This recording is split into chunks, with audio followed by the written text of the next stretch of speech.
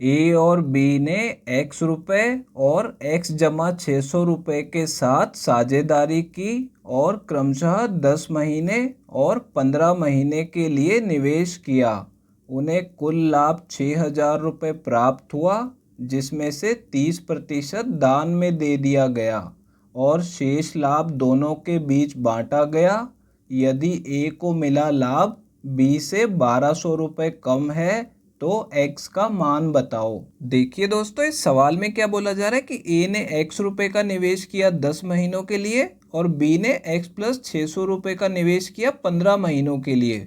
उन्हें कुल लाभ 6,000 रुपये हुआ और उसमें से 30% उन्होंने दान में दे दिया और शेष लाभ दोनों ने बांट लिया। ठीक है, तो a को जो लाभ मिला है वो b से 1200 रुपये कम है और हमें x का मान बताना है, यानी कि a ने कितना निवेश किया हमें बेसिकली वो पता लगाना है।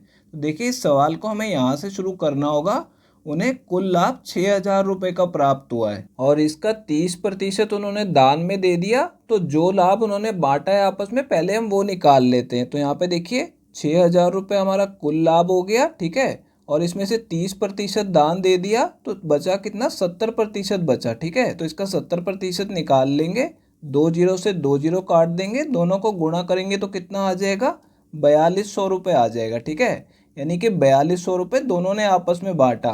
अब देखिए दोस्तों, यहाँ पे आप ध्यान दीजिए क्या बोला जा रहा है कि ए को मिला लाभ बी से 1,200 रुपये कम है। ठीक है, तो ए का लाभ कम है, यानी दोनों का जो अंतर है वो कितना है, 1,200 रुपये है। तो क्या मैं इसे इस तरीके से लिख सकता हूँ कि बी का लाभ माइनस ए का लाभ किसके बराबर होगा, 1,200 रुपये के बराबर होगा। ठीक है, और यहाँ पे देखिए ये दोनों का कुल लाभ है। तो क्या मैं इसे इस तरीके से लिख सकता हूँ, बी का लाभ जमा ए का लाभ किसके बराबर होगा, 4,200 रुपये के बराबर होगा। ठीक है, तो यहाँ पे देखिए अगर आप इतना समझ पा रहे हैं तो यहाँ से हम ए और बी का लाभ बड़ी आसानी से निकाल लेंगे। तो देखिए बी का लाभ कितना आ जाएगा, इन दोनों इक्वेशनों को जमा कर देंगे। ठीक है, तो यहाँ पे देखिए इन दोनों को जमा करेंगे तो कितना आ जाएगा, 5400, और उसे 2 से भाग कर देंगे तो कितना आ जाएगा, 2,700 रुपये आ जाएगा।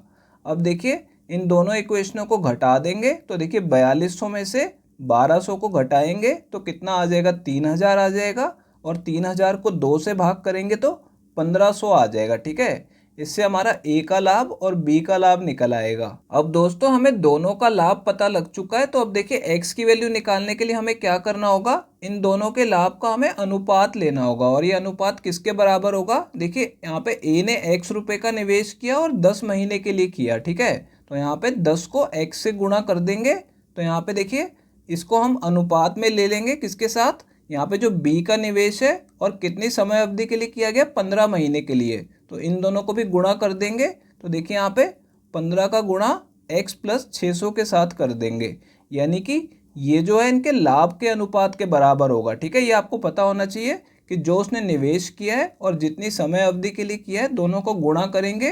तो दोनों का गुणा करने के बाद दोनों को रेशो में ले लेंगे तो ये किसके बराबर होगा, इनके लाभ के अनुपात के बराबर होगा। तो देखिए ए का लाभ कितना है, 1,500।